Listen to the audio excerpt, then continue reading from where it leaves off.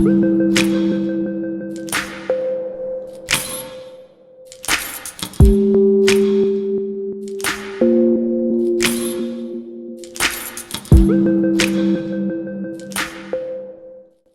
quero pedir que você esteja abrindo sua Bíblia comigo no Evangelho de Paulo aos Romanos, no capítulo de número 6.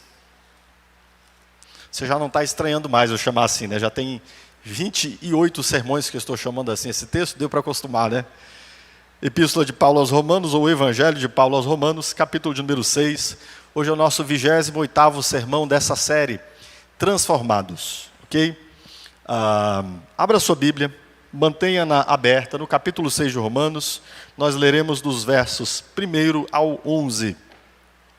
E então eu vou expor a vocês este trecho,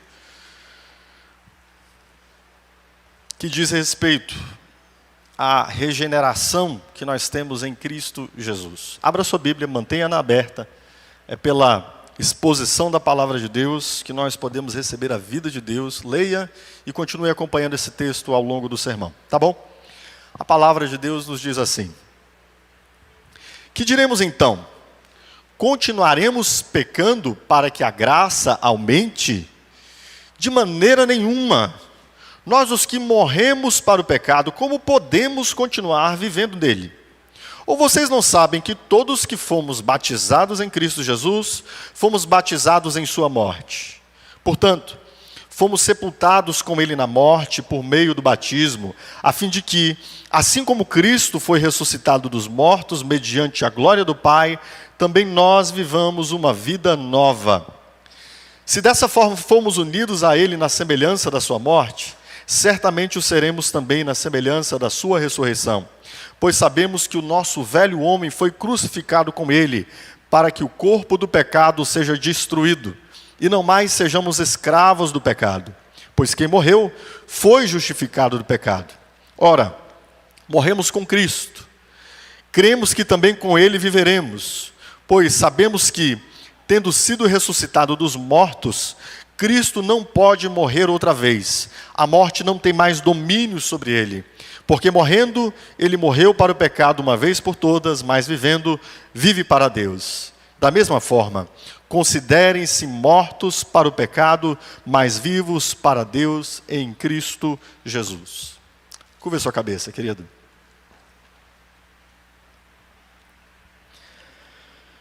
Espírito Santo de Deus, vem e faz aquilo que só o Senhor pode fazer, que é dar vida, regeneração, a libertação do pecado, a morte do velho homem, o nascimento de uma nova vida, que agora vive não mais sob o domínio do pecado, mas vive em liberdade, para a glória de Deus, como servo da justiça. Faz isso.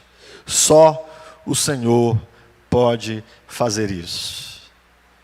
Pela tua palavra, é o que eu te peço, em nome de Jesus. Amém.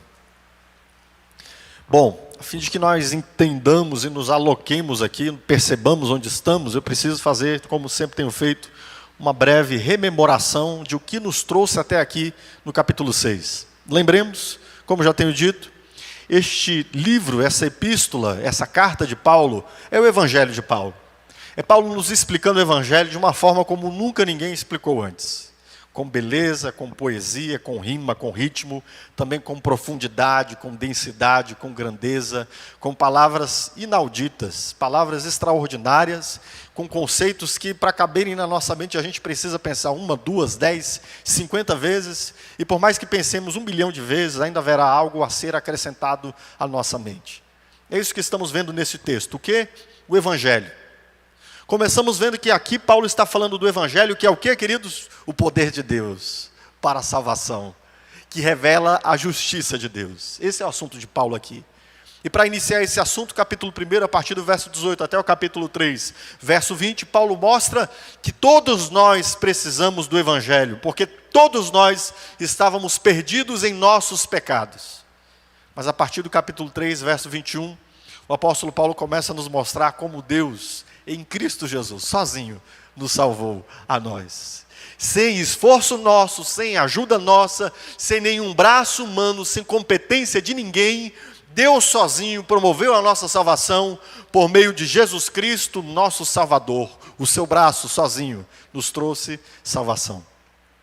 Vimos no capítulo 4 que isso não é novo, Deus já havia justificado pela fé Abraão. Abraão creu na justiça que vinha de Deus e por isso ele recebeu salvação, uma salvação eterna, perfeita, perpétua. Vimos no capítulo 5 que o desdobramento dessa salvação é de que agora nós temos um relacionamento de paz com Deus. Agora nós temos esperança da vida eterna. Agora nós temos segurança de que estaremos para sempre com Deus, queridos, pelo que Jesus fez por nós. Vimos a partir do verso de número 16 desse mesmo capítulo 5, antes de chegar aqui, que isso acontece porque Cristo nos representa. Ele morreu no nosso lugar, Ele ressuscitou no nosso lugar, e nós que antes estávamos representados por Adão, em Adão mortos, agora saímos da velha criatura ou velha criação em Adão, e fomos ligados em Cristo na nova criação que Ele está fazendo. O que Cristo está fazendo? Em si mesmo uma nova criação. E todos quantos estão ligados a Ele, são representados por Ele. E por isso, a minha justiça diante de Deus, não é a minha justiça do meu CPF. A minha justiça é a justiça de Cristo, no nome de Cristo. Amém? E Paulo então termina essa porção do verso 5, do capítulo 5, dizendo que onde abundou o pecado, superabundou a graça de Deus. Nosso pecado que nos levava à condenação em Adão, estava terrivelmente arraigado, enraizado em nós, e nós estávamos mortos nele. Mas o apóstolo Paulo diz, pois é, onde já não havia mais esperança, é que a esperança explodiu como uma hecatombe, uma bomba de bilhões de capacidades de produzir vida. E aí, onde havia morte, superabundou a vida. E agora estamos aqui diante desse quadro. E nesse quadro, alguém poderia levantar a seguinte pergunta, que é a que vemos no verso 1 do capítulo 6. O que diremos então? Continuaremos pecando para que a graça de Deus aumente? E por que se faz essa pergunta? Essa pergunta, queridos, é feita porque Paulo havia dito que a justificação... Quem lembra o que é a justificação? Quem lembra o que é a justificação? Levanta a mão aqui, por favor, irmãos. Tem algumas pessoas que não sabem o que é justificação. Justificação é a sentença que Deus já nos deu do juízo final. Deus nos deu uma sentença inocentados. A sentença do juízo final, queridos. Paulo havia falado da justificação, que é a sentença do juízo final. Em seguida, Paulo fala da nossa esperança firme na glória de Deus, ou seja, seremos glorificados com Deus. Depois o apóstolo Paulo fala-nos ainda de que nós perseveraremos até o fim. Nossa esperança é firme. E diante disso, algumas pessoas poderiam perguntar, como ouvimos pessoas nesses dias de hoje perguntando, ora, se a segurança é tão firme, então eu posso pecar do jeito que eu quiser. Ora, já que eu já estou salvo, e isso não muda, visto que Paulo diz que Deus já nos glorificou, então eu posso viver da maneira que eu quiser. E aí, diante desta pergunta insidiosa, essa pergunta que você olha e fala, não acredito que você está dizendo um negócio desse. Não acredito, você não entendeu nada do que eu falei até aqui, se você está me perguntando um negócio desse. Paulo diz, de maneira nenhuma. Nós, os que morremos para o pecado, como viveremos nele? E aí, semana passada, a partir daqui, Paulo começa a falar do batismo como a imagem principal pela qual ele ilustra o que aconteceu conosco. Semana passada eu falei especialmente sobre o batismo. Se você não ouviu esse sermão, volte lá. Se você ainda não batizou-se, ouça esse sermão. Você vai entender a importância do batismo para nosso compromisso com Deus e qual é a imagem que esse batismo traz daquilo que Deus fez em nós. Paulo então fala do batismo, eu já tratei disso aqui, então não vou retornar a isso hoje, mas hoje eu quero me deter especificamente na seguinte questão em respeito a este texto. Aqui nós temos o desenvolvimento do que nós chamamos de regeneração. A nossa salvação, queridos, ela é uma obra grandiosa de Deus que não envolve um só ato de Deus em nós. Envolve diversos atos de Deus em nós. Basicamente, para simplificar, 9 atos de Deus em nós. Então, repita comigo, a salvação comporta 9 atos de Deus para comigo.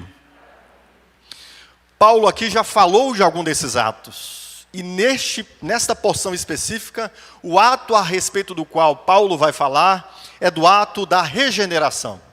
Se você se recorda, eu já falei isso semana passada, os 9 atos da salvação começam, isso aqui a gente chama de ordem da salvação, ordo salutis. A ordem da salvação começa com a eleição. Deus nos elegeu em Cristo Jesus, nos predestinou antes da fundação do mundo. Mas Paulo não falou sobre isso aqui ainda. Ele vai falar mais densamente sobre isso a partir do capítulo 8, especialmente no capítulo 9, nós vamos nos deleitar, nos alegrar muitíssimo com essa doutrina da eleição. A nossa salvação envolve a eleição, envolve a expiação, que é o ato de Cristo morrer por nós, para dar sua vida em nosso lugar. Paulo já falou isso no capítulo 3, e nós já falamos sobre isso aqui, eu já expus um sermão apenas sobre expiação. A obra da nossa salvação envolve Deus nos chamar também, o chamado eficaz. Paulo vai tratar mais disso no capítulo 8. Envolve em seguida a regeneração. Disso nós falaremos agora. Uma obra do Espírito para matar o velho homem e dar uma nova vida. Envolve outras coisas. Depois nós ouviremos mais sobre isso. Tem mais outros atos aqui. A conversão, a justificação, a santificação, a filiação, a perseverança dos santos, a glorificação. Memorizou? Não, né? Eu tenho certeza que não. Mas enfim, Paulo vai tratar de todos esses atos de Deus da nossa salvação aqui em Romanos. Nós já falamos sobre expiação? Sim. Sobre eleição? Ainda não. Já falamos sobre justificação? Irmão, sim, que gloriosa a justificação. Mas hoje aqui Paulo quer nos falar sobre regeneração. Este é o assunto de Paulo neste texto. E por isso, eu quero lhes pregar um sermão cujo título é regenerados, mortos para o pecado, vivos para Deus. Repita comigo, regenerados, mortos para o pecado, vivos para Deus. A pergunta é, continuaremos no pecado para que a graça aumente? E Paulo diz, de maneira nenhuma. Os crentes nunca são justificados. Os crentes nunca têm segurança da vida eterna. Os crentes nunca têm segurança da perseverança que eles terão em Cristo, sem que antes eles tenham sido regenerados. É exatamente o assunto o qual Paulo está tratando aqui. Paulo está dizendo, olha, essa confiança não é uma confiança vã e vazia, num ticket da salvação que Deus nos dá. Essa confiança acontece antes, porque Deus nos regenerou. E o nosso assunto aqui hoje é regeneração. Regenerados, mortos para o pecado, vivos para Deus. Antes de desdobrar esses 2 volumes que estão aqui nesse texto, a morte para o pecado e a vida para Deus, eu preciso tratar da palavra regeneração, porque pode ser que nós a compreendamos de um modo diferente daquilo que Paulo está dizendo aqui, e eu tenho certeza que a gente precisa fazer algum ajuste aqui. Então preste atenção. O que é regeneração, queridos? Essa palavra vem da biologia, não é? Regeneração é a capacidade que alguns seres vivos têm de, quando perdem alguns órgãos ou mesmo membros, eles têm a capacidade de fazerem com que esses membros ou esses órgãos sejam refeitos. Uma lagartixa, por exemplo. Lembra que quando você era uma criancinha, você brincava segurando o rabo da lagartixa para ela sair correndo e soltar o rabo? Nunca fez isso, não? Vocês eram bons meninos, né? O que acontece com a lagartixa? Quando você segura o rabinho dela, ela perde o rabo, deixa ele para trás, ela decepa esse rabo e ela sai cotoca, né? Como diria minha avó. Mas o que acontece depois? Ela se regenera, o seu organismo tem capacidade de reproduzir aquelas mesmas células. E existem outros seres vivos que podem reproduzir membros inteiros, órgãos inteiros. Inclusive, a gente traz essa linguagem de regeneração, geralmente para a moralidade, dizendo de alguém que eventualmente foi uma má pessoa, fez más coisas, tornou-se, por exemplo, um criminoso, e depois ele deixa de ser um criminoso. É como se ele tivesse algo mal, que ele deixou ele decepou esse algo mal da sua vida, e depois foi regenerado, reconstruído um tecido novo ali, certo? A gente ousa falar essa palavra regeneração nesse sentido aqui, como se uma parte má da pessoa fosse tornada boa. Não é assim que a gente usa falar psicologicamente de regeneração, ou seja, na acepção psicológica, não é nem psicologicamente, que não está nem na linguagem psicológica isso aqui, mas a gente usa dizer das pessoas que melhorem algo que elas se regeneraram. E aí, obviamente, envolve o esforço da pessoa para isso, envolve uma renovação do caráter, até que a gente identifique que essa pessoa foi regenerada. Ok? Mas não é nesse sentido que eu estou falando de regeneração. Não é nesse sentido que Paulo trata essa porção aqui. Paulo não usa a palavra regeneração aqui, mas o apóstolo Pedro usa. Paulo usa o conceito de regeneração. Toda a ideia de regeneração está aqui. Mas a palavrinha que descreve o que é regeneração está lá no apóstolo Pedro. Ele foi quem melhor descreveu e ele usa exatamente a palavra regeneração. Mas sabe o que é regeneração na Escritura? Não é pegar algo ruim e transformar em algo bom em nós. Quando a palavra de Deus diz que Deus nos regenera, e o apóstolo Pedro diz isso em 1,3 e em 1,23 da sua primeira epístola, ele diz que Deus nos regenerou nesses dois versos. A palavra ali não está no sentido de que a gente tinha alguma coisinha ruim, e Deus disse, bom, só tem uma coisinha ruim aqui, eu vou fazer o seguinte, vou melhorar isso aqui que está ruim, vou aperfeiçoar isso que está ruim, e aí vai ficar tudo mais ou menos bom. Não é nesse sentido. O sentido dessa palavra regeneração aqui é o seguinte, queridos, é a ideia de morrer e nascer de novo. Tanto que a palavra que Pedro usa, é uma palavra onde ele usa o verbo gerar e uma preposição antecedente, que quer dizer novamente ou de cima. A ideia é gerar de cima ou gerar novamente. Esse conceito de gerar novamente ou nascer novamente, não é um conceito que apenas Pedro conseguiu deixar ele conciso numa palavra. É um conceito que o próprio Senhor Jesus já havia dito. Quando uma vez interpelado por Nicodemos, ele disse, meu amigo, se você não nascer de cima ou de novo, eu particularmente prefiro de cima, é o mais correto com aquela preposição. Se você não nascer de cima, você não vai ver o reino dos céus.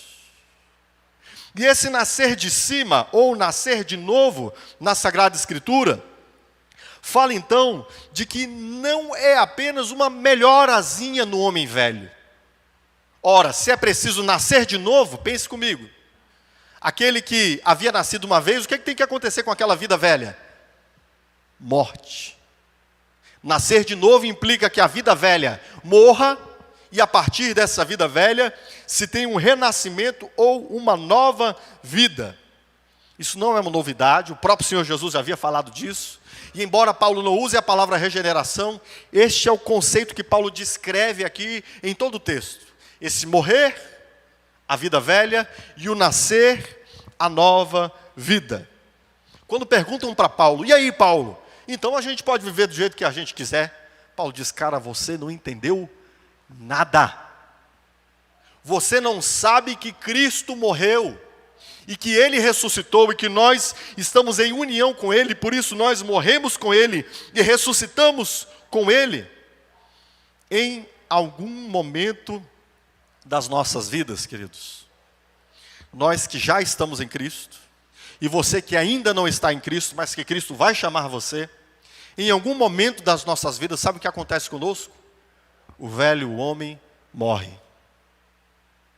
O novo homem renasce. Nós somos ligados a Cristo, morremos para o pecado na morte de Cristo, e nascemos ressuscitados para Deus na ressurreição de Cristo. Isso que acontece conosco. Certo, queridos? Deu para entender o que é regeneração? Não é pegar um pedaço velho, cortar, jogar ele fora e depois nascer apenas um pedacinho de uma parte da gente novo, melhor. Não. Na mente de Deus, esse conceito na Sagrada Escritura, na literatura paulina, na literatura joanina, na literatura petrina, em Pedro, Paulo e em João, nós vemos que este ser regenerado envolve um novo nascimento. Bom, Um novo nascimento para o qual, obviamente, há necessidade de que se morra antes. Não é possível que viva o velho homem e o novo homem ao mesmo tempo. Por isso, definido esse conceito do que é regeneração, eu quero então fazer um desdobramento sobre estas duas partes do novo nascimento. Mortos para o pecado, vivos para Deus. Amém? Mortos para o pecado.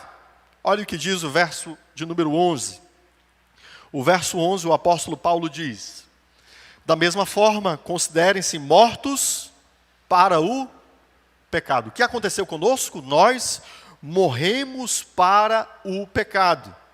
No verso 2, o apóstolo Paulo diz assim: de maneira nenhuma, nós que morremos para o pecado. Agora, a gente precisa assentar a seguinte questão aqui: em que sentido nós morremos para o pecado? Porque esse texto é muito mal entendido, viu, queridos? E pelo seu mal entendimento, ao longo da história da igreja, muito mal se tem feito com isso. Inclusive, se interpreta errado esse texto, e por se interpretar errado esse texto, se interpreta errado o capítulo 7. E aí eu quero que você tenha bastante atenção comigo aqui agora, tá? Primeiro, há duas formas de falar da nossa morte em vida cristã. A primeira forma de falar da nossa morte é a nossa morte para o pecado de uma vez por todas. Existe um jeito de falar da nossa morte na vida cristã, da nossa morte para o pecado de uma vez por todas, e este é o assunto que Paulo está tratando aqui. Existe um outro modo de falar da nossa morte para o pecado, que não é da nossa morte de uma vez por todas, mas é a morte do nosso eu diário. E isso Paulo vai tratar no capítulo 8. Mais um pouco à frente, aguarde que chegaremos lá.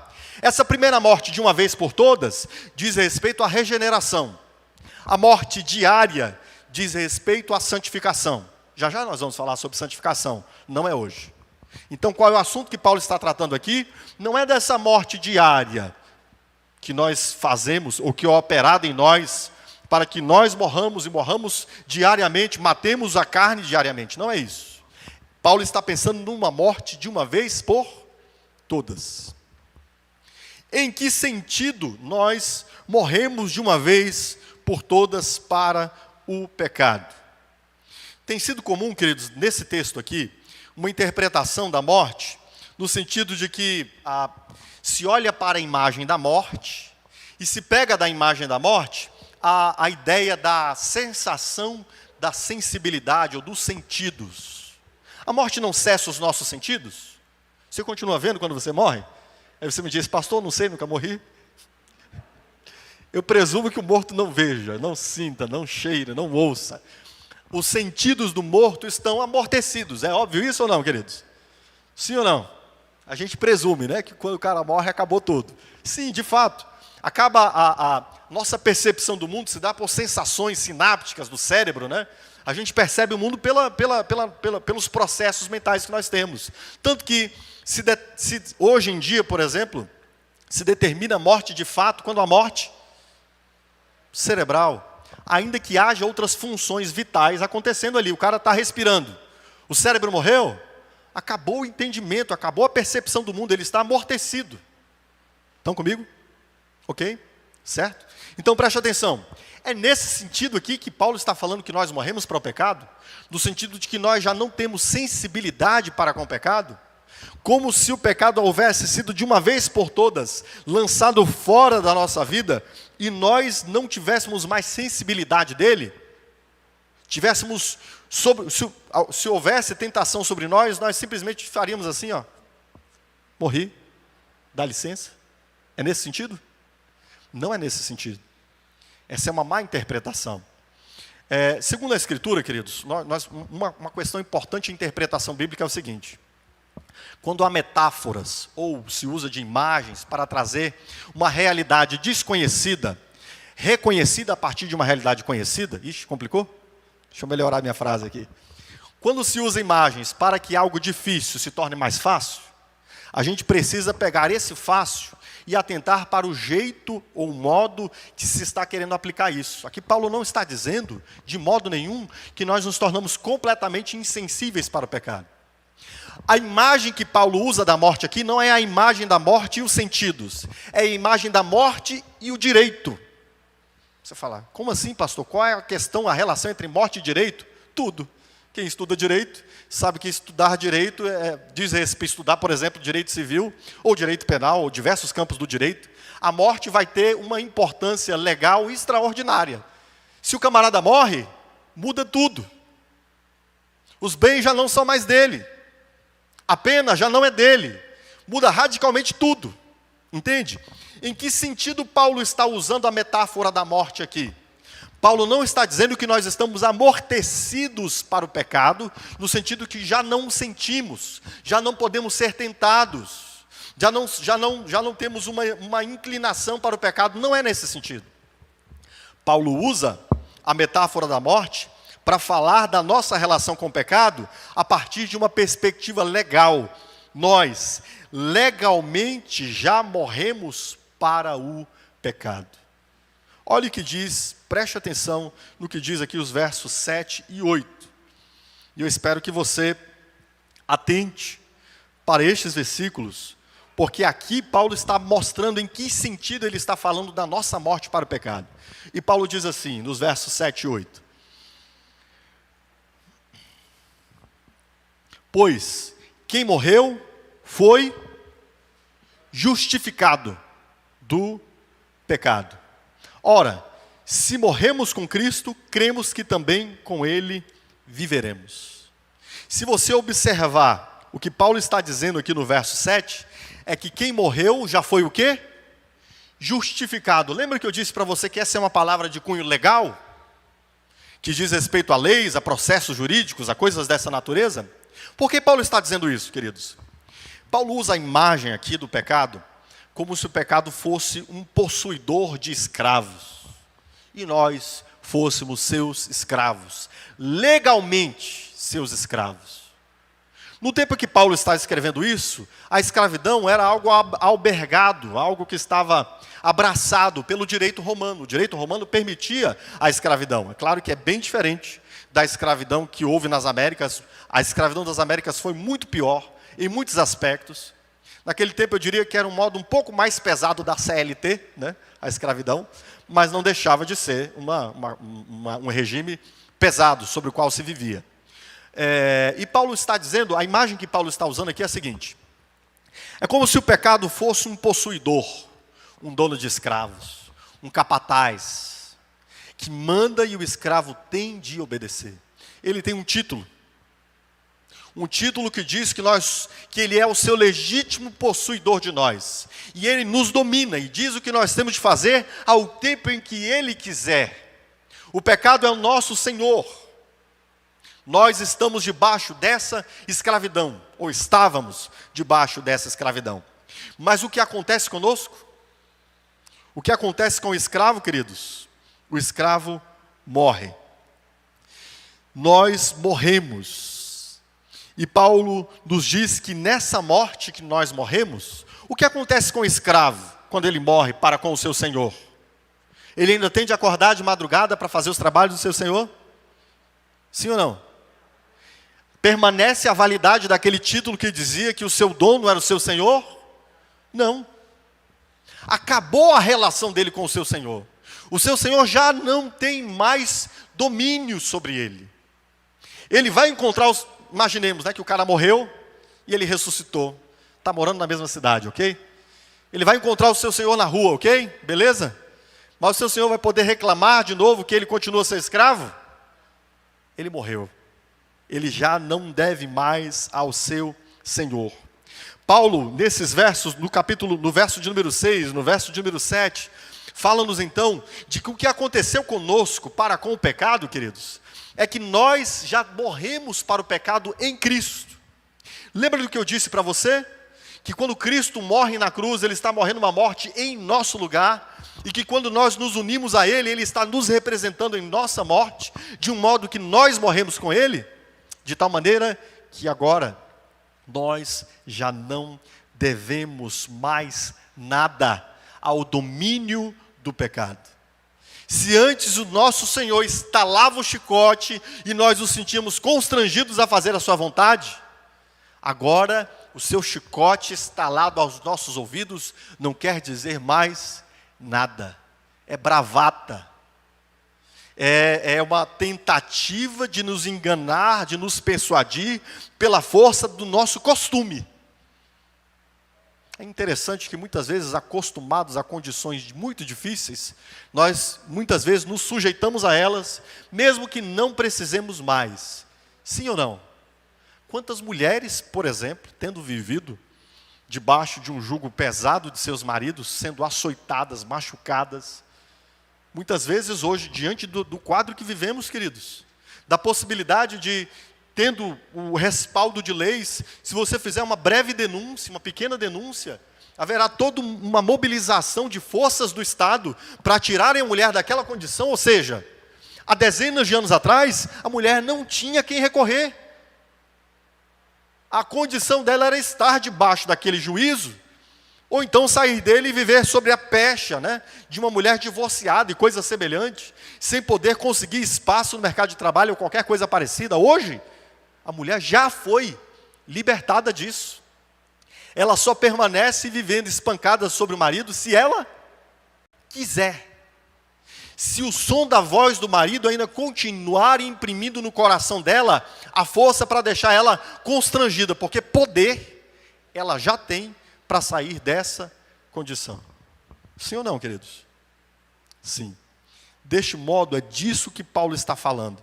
Nós já morremos legalmente para o pecado. E observe bem o que ele diz no verso 6. Atente aí comigo. Ele diz assim: pois sabemos que o nosso velho homem foi crucificado com ele, para que o corpo do pecado seja destruído e não sejamos mais escravos do pecado.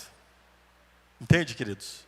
Nosso Senhor, que nos dominava, o pecado que tinha sobre nós poder e autoridade, nós já não precisamos mais estar debaixo do domínio do pecado, porque nós já morremos legalmente para o pecado. Estão comigo, queridos? Estão entendendo isso? Então, observe bem, preste atenção. O que aconteceu em nossa morte em Cristo, queridos? Nós já não sentimos mais o pecado e nem nos sentimos atraídos por ele? É isso que Paulo está dizendo aqui? Sim ou não? Me ajuda, irmãos, vamos ver se você entendeu. Pelo amor de Deus, se eu falei isso tudo até aqui e você não entendeu, eu vou sair daqui agora. Eu vou perguntar, você me responde com sim ou não. Tá? Preste atenção na pergunta. O que aconteceu com a nossa morte em Cristo? Já não sentimos mais o pecado e por isso não pecamos mais? Sim ou não? Não. Não é disso que Paulo está falando. Não é que nós não sentimos mais o pecado e que por isso nós não pecamos mais. Isso é um erro, é um uso inadequado dessa metáfora. Ok? Mas, o que aconteceu conosco, queridos? Embora nós não estejamos livres da presença do pecado, nós já estamos livres do seu domínio, do seu poder. Da presença não fomos livres, mas do domínio, queridos, este Senhor não tem mais poder sobre nós que estamos em Cristo Jesus. Não fomos livres da presença do pecado, mas já estamos livres do poder do pecado. Ele não é mais nosso Senhor, não pode mais nos dominar, nos escravizar.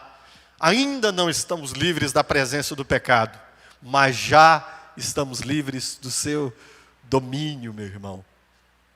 Amém? Agora, preste atenção.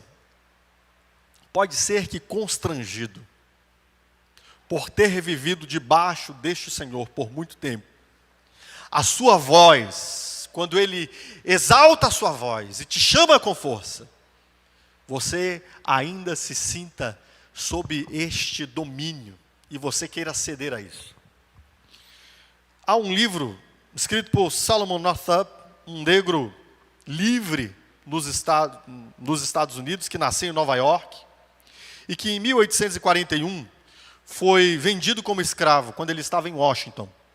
Se você não leu esse livro se tornou um filme, 12 anos de escravidão, um filme extraordinário. Um livro fenomenal. Se você não assistiu esse filme ainda, assistam. 12 anos de escravidão. Solomon Northup, ele foi vendido como escravo e passou 12 anos em Louisiana. Louisiana sob o regime de escravidão. E sujeitado a toda força, a todo poder, aos chicotes, aos açoites, passou às portas da morte muitas vezes. Mas existia uma diferença fundamental entre Salomão e os seus companheiros de escravidão. Uma delas, inclusive, uma vez pediu para que ele a afogasse. Tão difícil era a vida que ela estava vivendo. Ela implorou para que ele a afogasse. Mas Salomão, embora naquele tempo estivesse se sujeitando àquela circunstância, ele permaneceu com esperança de libertação e de vida, porque ele sabia que ele era um homem livre. Saber que somos livres faz toda a diferença. E Solomon Northup estava ainda debaixo do domínio, embora ele soubesse disso em sua mente. Mas nós, agora, não estamos sequer debaixo do domínio. Aquele que tenta nos escravizar, não é aquele que tem-nos em sua própria propriedade, comendo de seus alimentos, na sua casa grande. Não, ele é aquele que está na propriedade ao lado, e que de lá fica gritando para nós, para que nós cedamos aos seus apelos. Mas nós, queridos, já fomos libertados do domínio do pecado em Cristo. Consegue entender isso? Você consegue entender isso? Meu irmão, isso aqui é transformador. No dia que você entende isso aqui é transformador. No dia que você entende o que Cristo fez em você, isso aqui é transformador. Você já não deve mais nada. As palavras podem até vir, as palavras do pecado, as palavras de Satanás, podem até vir sobre nós como se de autoridade tivessem, para que nós cedêssemos ao pecado. Mas quando você descobre, eu já não devo nada, eu não preciso estar debaixo do seu governo, queridos, isto muda tudo. Não é à toa que é com isso que Paulo está respondendo aqui aos irmãos. Ele diz, como é que pode alguém estar sujeito ao pecado se esse camarada já morreu para o pecado?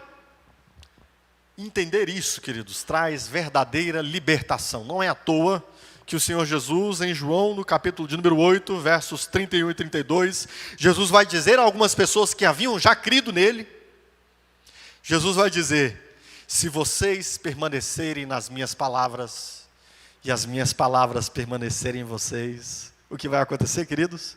Vocês vão se tornar meus discípulos, e a verdade vai libertar vocês. Entende isso? Você precisa entender isso, querido. Que isso caia a ficha agora na sua vida, que você entenda isso de uma vez por todas. Você não deve mais ao pecado. Você já morreu com Cristo. Ele não tem mais domínio sobre você. Tem uma outra dimensão dessa regeneração. Além de sermos mortos para o pecado, nós somos vivos para Deus. Diz o verso 11, no mesmo trecho que nós já lemos. O apóstolo Paulo diz-nos assim: considerem-se mortos para o pecado, mas vivos para Deus em Cristo Jesus. O que aconteceu conosco, queridos? O apóstolo Paulo disse no verso de número 4. Portanto, fomos sepultados com ele na morte por meio do batismo, a fim de que, assim como Cristo foi ressuscitado dos mortos mediante a glória do Pai, também nós vivamos uma vida nova. E no verso 8 o apóstolo Paulo diz: se morremos com Cristo, cremos que também com ele viveremos. Preste atenção. Deus não apenas matou o velho homem. Pelo Espírito de vida deu só para este velho homem que morreu, e de lá nasce um novo homem para Deus. Esta nossa condição de novo homem, queridos, ela é completamente diferente da condição em que nós estávamos antes, na morte e no pecado. A nossa condição antes era o oposto disso. Se Paulo diz aqui que agora nós estamos mortos para o pecado e vivos para Deus, mortos para o pecado no sentido de que não devemos mais nada ao pecado, e vivos para Deus no sentido de que agora temos uma vida que vem de Deus, a nossa vida antes era o oposto. Nós estávamos mortos para Deus e vivos para o pecado. De Deus, nós não sabíamos nada. A Deus, nós não queríamos amá-lo, servi-lo, obedecê-lo. Nós tínhamos no prazer, na morte e no pecado, queridos. Essa era a nossa alegria. Paulo, inclusive, vai dizer um pouco mais à frente das coisas que hoje nós nos envergonhamos. Nós tínhamos prazer nas coisas que hoje nós nos envergonhamos. Para ilustrar a condição em que estávamos antes, o apóstolo Paulo, no capítulo 2, verso 1, fala-nos da nossa condição. De Efésios, abra sua Bíblia comigo em Efésios, capítulo 2, verso 1. Para que nós entendamos a contraposição desse nosso estado agora vivos em Deus. Qual era a nossa condição antes, como escravos do pecado? No capítulo 2, a partir do verso 1 de Efésios, o apóstolo Paulo diz: Ele nos deu nova vida, estando vós mortos em vossos delitos e pecados.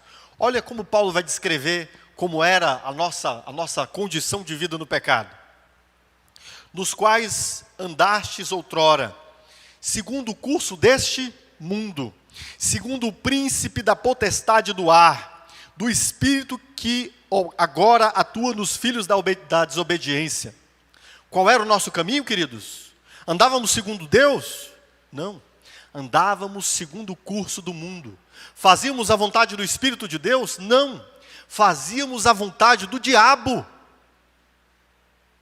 É isso que Paulo está dizendo quando ele fala do príncipe da potestade do ar, do espírito que agora atua nos filhos da desobediência, entre os quais nós andávamos antes.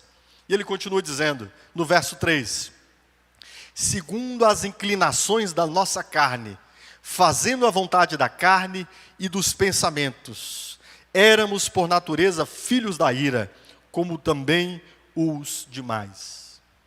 Essa era a nossa condição, queridos. Mortos, fazendo a vontade do pecado, da morte, do diabo, do mundo, no curso desse mundo. Nós não tínhamos, nós olhávamos para as coisas de Deus e falava que coisa chata, que pessoalzinho religioso, repugnante. Não precisa para falar com Deus falar tão alto. Não sei qual é essa necessidade de ficar cantando o tempo todo para Deus, que besteira. Esse povo tem a mentalidadezinha medíocre, é muito sensível, basta fazer qualquer coisinha que já acha que está pecando. Ô povozinho bobo. Não era assim que a gente pensava? Era essa nossa mente, era assim que nós pensávamos. Essa era a mentalidade nossa. Essa era a vida nas trevas. Nós vivíamos em trevas. Mas, olha o que diz o início do verso 1. Ele nos deu vida, estando vós mortos, queridos, no meio das nossas trevas. Sabe o que Deus fez? Deus disse sobre as nossas trevas: haja luz. Teve um dia que só tinha morte na gente, queridos. Mas Deus olhou para a gente e disse: haja luz. E como a palavra de Deus é poderosa, viva e criadora, sabe o que aconteceu, queridos? Em meio a toda aquela escuridão em nossos corações, brilhou uma sementinha de luz que tem dentro de si o poder de 10.000 sóis. Começou a nascer vida em nós, queridos. Nós estávamos mortos e revivemos em Cristo. No meio das trevas brilhou uma luz, pequena ainda, mas com o poder de se tornar 10.000 sóis. Sim, nós conseguimos olhar para a nossa vida passada e ver. Nós não pensamos mais como nós pensávamos antes. Nós não amamos mais o pecado como nós amávamos antes. Nós não desejamos mais estar sob o domínio do pecado como nós desejávamos antes, queridos. Por quê? Porque Deus não apenas matou o velho homem, Deus deu uma nova vida a nós que estamos em Cristo. Com isso, já dissipou todas as trevas de nossas vidas? Não, ainda não. Mas a palavra de Deus diz que a luz do justo é como a aurora, como o nascer do dia, que vai brilhando mais e mais até se tornar dia perfeito, queridos. Entende o que aconteceu conosco? Se você ainda não é dia perfeito, você ainda não é sol do meio-dia, mas sim, meus irmãos, olhe para o horizonte, o sol já vem nascendo, as trevas estão se dissipando, já podemos enxergar aquilo que antes não víamos, na obscuridade do nosso pecado, podemos contemplar a Cristo e a sua glória. Fomos nascidos de Deus, isso é o que nós já somos. Amém? Tá, você ainda não é o sol 10.000 vezes mais potente, mas olhe para aquilo que Cristo já tem feito na sua vida, queridos. Nós já nascemos dos mortos. Deus já fez isto em nós. É disso que Paulo está falando aqui, quando ele fala que nós somos regenerados em Cristo. Há uma nova vida em nós que agora se inclina para Deus. Há algo em nós que deseja Deus. E o que é isso em nós? Agora, o Espírito Santo de Deus habita em nós. E Ele nos inclina para Deus. Sim, ainda permanece a carne em nós. Paulo vai falar mais disso no capítulo 8 de Romanos. Que se inclina para o pecado. Mas sabe de uma coisa? Adivinha quem vai vencer isso? Adivinha quem vai vencer isso? Você tem dúvidas? Não é à toa que Paulo dá tão grandiosas garantias da nossa salvação, porque aquilo que o Espírito de Deus começou a fazer em nós, Ele completará até o dia da vinda do nosso Senhor, queridos. Eu gosto de uma imagem que John Stott usa para falar dessa nova vida, quando ele diz o seguinte: a biografia do cristão tem 2 volumes. O primeiro vai até a morte legal do velho homem. E o segundo começa com o novo nascimento, a ressurreição em Cristo Jesus. Certo, queridos? Então nós não apenas fomos livres do poder do pecado, nós não apenas fomos livres do domínio do pecado, agora nós nascemos para Deus, e por isso que é possível nas nossas vidas haver uma inclinação em direção a Deus e para a sua glória. Amém, queridos? Entendeu isso? O que é a regeneração? A regeneração é a morte do velho homem, que agora não deve mais à obediência à escravidão do pecado. A regeneração é o nascimento do novo homem, que agora, embora ainda não seja dia perfeito, já há uma luz brilhante raiando dentro dele, desejando as coisas de Deus, querendo viver para Deus e tendo o poder de fazer isso pelo Espírito de Deus e para a glória de Deus. Entendido isso aqui? Entendemos a parte conceitual, doutrinária? Entendemos? Então tá bom. Então retornemos à pergunta que Paulo fez. Ora, queridos, preste atenção. Diante disso que Paulo está dizendo, que Deus não apenas nos justificou, que Deus não apenas nos dá a garantia da vida eterna, que Deus não apenas já nos glorificou em Cristo, Ele não fez apenas essas coisas, Ele também nos regenerou. À luz disso, retornemos à pergunta inicial: continuaremos nós no pecado? Faz sentido isso? Continuaremos nos sujeitando aos gritos do velho capataz, sentindo medo ao estalar dos seus chicotes? Pode o cristão viver insensivelmente no pecado? Pode, queridos. Há um absoluto, retumbante, que precisa ser dito em voz audível para que todos ouçam: não! O cristão não pode viver insensivelmente no pecado. O cristão não pode estar debruçado sobre o pecado. O cristão não pode estar debaixo da sombra do pecado. Em 1 João capítulo 3, verso 8, o apóstolo João diz: aquele que pratica o pecado, aquele que vive na prática costumeira, diária, familiar, filial do pecado, aquele que adotou o pecado e cria essa víborozinha, essa serpentezinha, como se fosse um bichinho de estimação, este procede do diabo. Você percebe que na Escritura não tem a Escritura é clara como a luz do dia. Se nós tomamos o pecado como uma víborazinha, cuidamos dela, é meu bichinho de estimação, não vai fazer mal, não tem nenhum problema. Um dia, essa víbora dará o bote e seu golpe será mortal. Na verdade, você já está morto. Sabe por quê? Porque você está incauto, desapercebido, achando que isso não é nada. A morte é só uma questão de tempo, mas na sua testa já está gravado morto. E o apóstolo João continua dizendo: porque o diabo vive pecando desde o princípio. Isso, queridos, era o que nós éramos vivendo debaixo do domínio do pecado. Nós estávamos debaixo dele e era natural que de nós só se desdobrasse pecado. Porque nós havíamos nascido em Adão, estávamos debaixo do capataz de Adão, que é o pecado, e o seu chicote estalava nas nossas costas. Mas o apóstolo João continua dizendo: para isto se manifestou o Filho de Deus. Para quê? Para destruir, oh aleluia, para destruir as obras do diabo, queridos. Cristo Jesus não se manifestou apenas para lhe dar um título da vida eterna na justificação. A justificação é esse título jurídico, uma peça, uma sentença que nos garante a vida eterna. Mas ele não fez apenas isso. Ele se manifestou para destruir as obras do diabo, queridos. Entende isso? Portanto, é possível o cristão viver insensivelmente no pecado? Não. E aqui, quero fazer uso das palavras de João Calvino, nas Institutas, a obra mais extraordinária de Calvino. Se você nunca leu as Institutas, claro que assusta, né? Mais de 3.000 páginas. Comece pela primeira, quem sabe algumas, pelo menos em 2, 3 anos você leia tudo.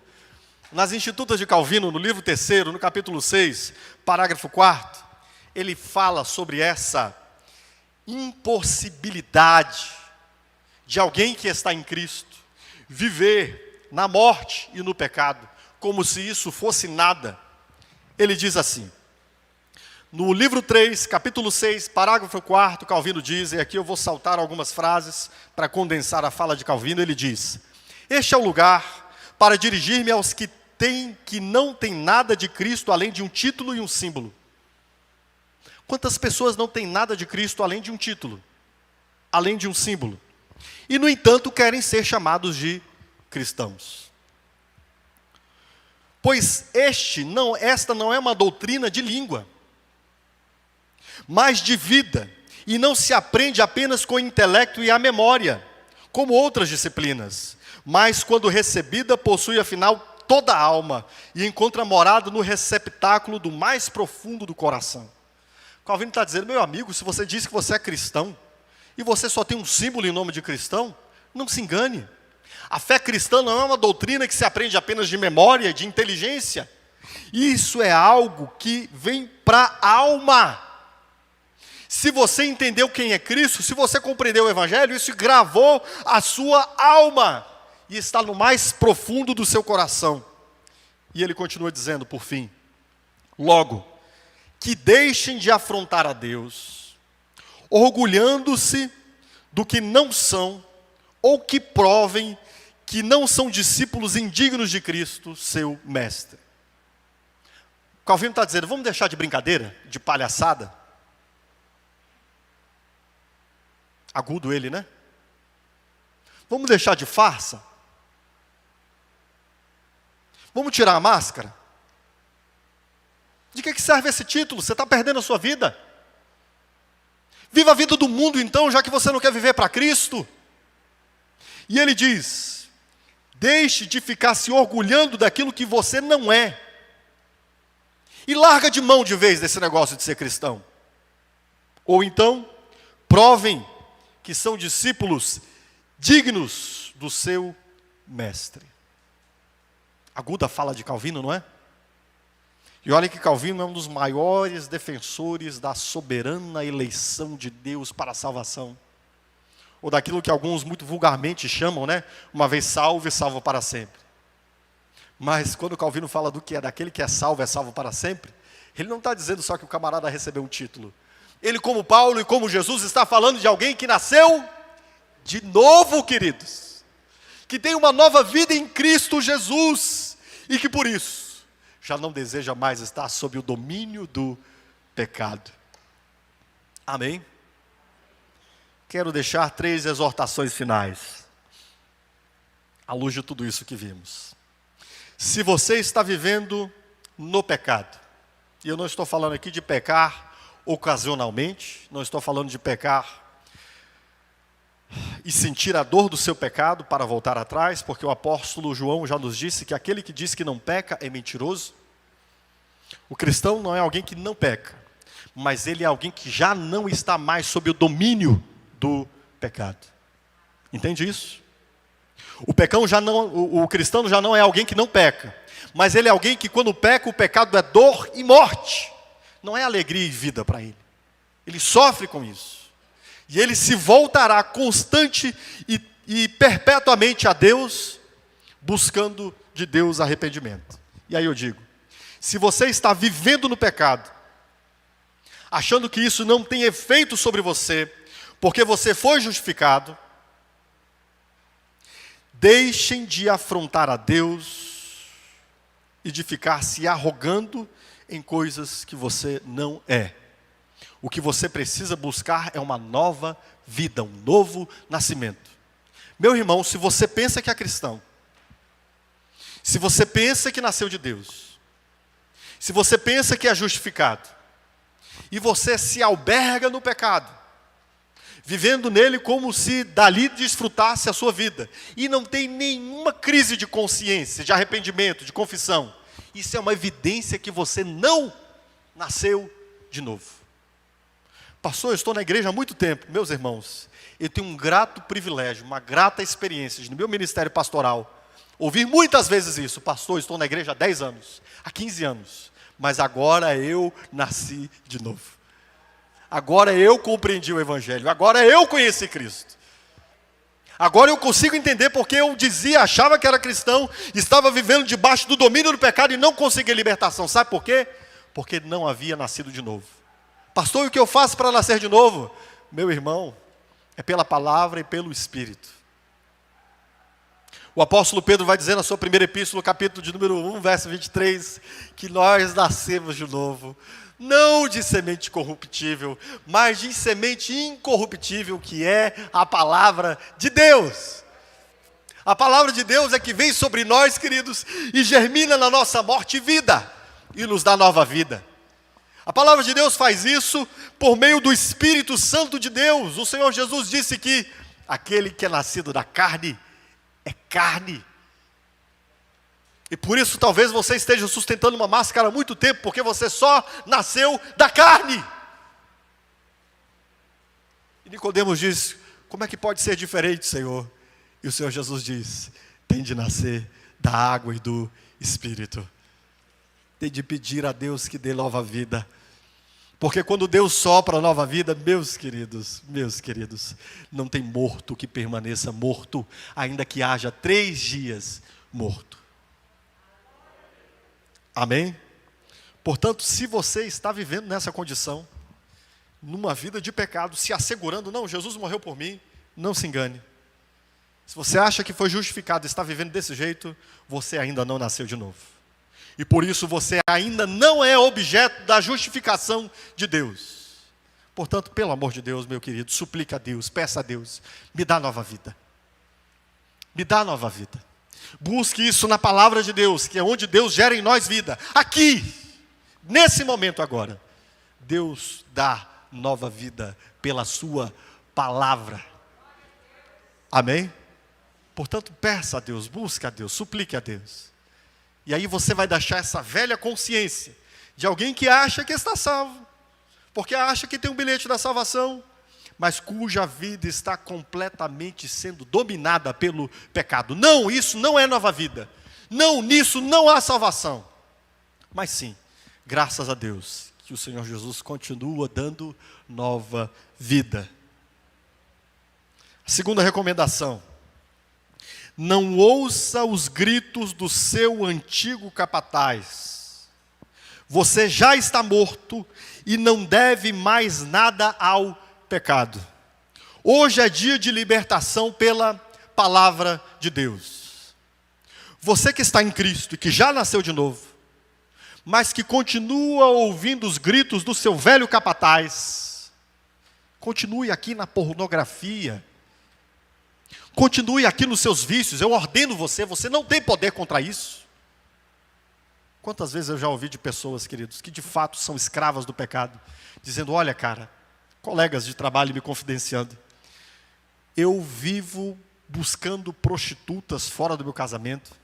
O cara não é cristão. E toda vez que eu saio dali, eu me sinto um lixo, imundo. Mas eu não consigo me libertar disso. Claro que não consegue. Há um capataz gritando nos ouvidos dele e estalando o chicote nas suas costas. Mas você, meu querido, se você nasceu de novo, pelo amor de Deus, não deixe que essa sujeição do seu antigo Senhor continue constrangendo a sua vida. Você pode dizer para Ele: eu já estou livre do seu domínio. Eu não devo mais nada a esse vício a partir de hoje. Eu não devo mais nada à prostituição a partir de hoje. Eu não devo mais nada a esse adultério a partir de hoje. Porque eu fui liberto por Cristo Jesus. Por isso que conhecer a verdade liberta. Porque nós sabemos do nosso estado agora, queridos. Como é bom quando nós sabemos dos nossos direitos. Quando nós sabemos daquilo que nós podemos fazer e ser. Quantas pessoas são constrangidas pela ignorância.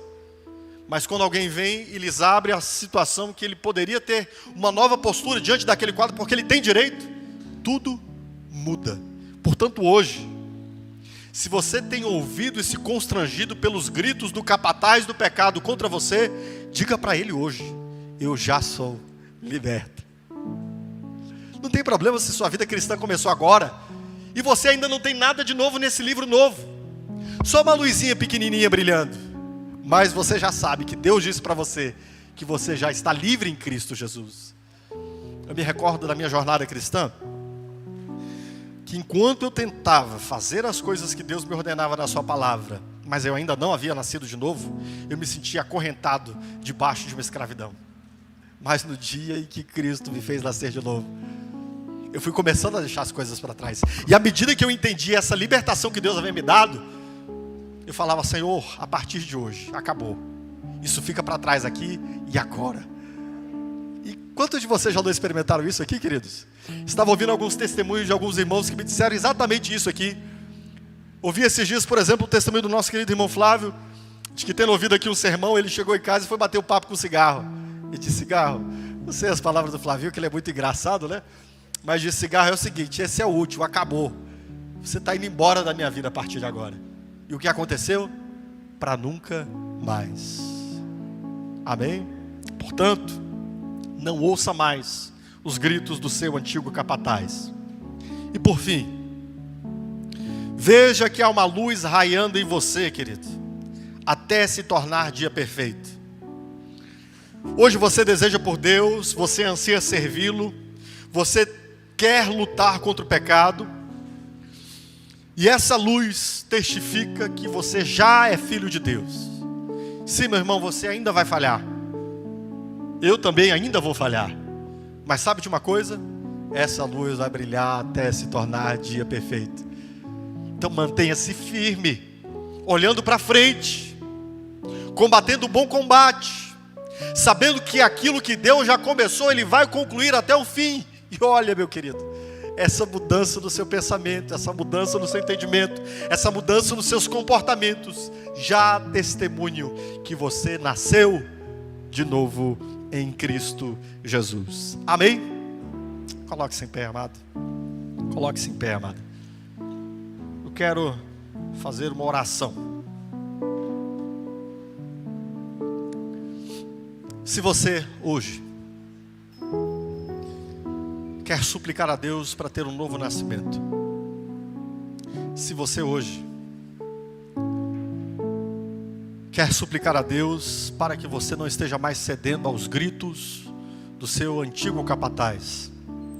Se você hoje quer ter uma convicção maior, um asseguramento daquilo que Deus fez em você, eu quero pedir que você coloque sua mão no seu coração e que peça a Deus alguma dessas coisas que eu acabei de descrever. Ou você vai dizer: Senhor, muito obrigado, porque hoje eu sei que eu já nasci de novo, pelas evidências que há em mim, fortalece isso em mim.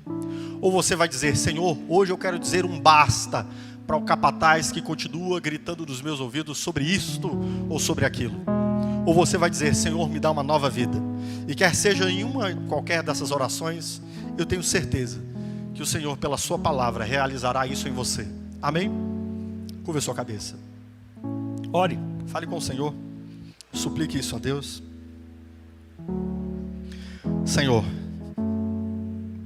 obrigado porque tua palavra é a verdade e nela a vida. Ela é instrumento do teu Espírito para gerar em nós aquilo que só o Senhor pode fazer. Que hoje, aqui, agora, cadeias sejam libertas, que haja morte e novo nascimento aqui hoje, Senhor. Que teu Espírito gere vida aqui agora, Senhor. Que o Senhor sopre de um modo extraordinário e sobrenatural aquilo que só o Senhor pode fazer. Para que aqueles que estão pedindo vida aqui agora, Senhor, eles recebam aquilo que vem do Senhor agora e para sempre. Os teus servos que têm se acovardado diante das afrontas do pecado, que hoje eles renunciem, Senhor. Eu te peço que o Senhor lhes perdoe os seus pecados e que a partir de agora eles possam levantar a sua voz mais alto que a voz do pecado e dizer não, porque eles estão livres em Ti. E eu quero te agradecer, porque o Senhor já nos deu nova vida. Obrigado, Senhor. Obrigado porque nós vemos o fruto disso, daquilo que o Senhor mesmo tem realizado em nós. Obrigado porque nós fomos não apenas justificados, mas nós fomos regenerados. E já há o brilho de um sol dentro de nós, que há de se tornar dia perfeito na vinda do nosso Senhor. Por isso nós te agradecemos em nome de Jesus. Amém. Aplauda ao Senhor, querido. Graças a Deus.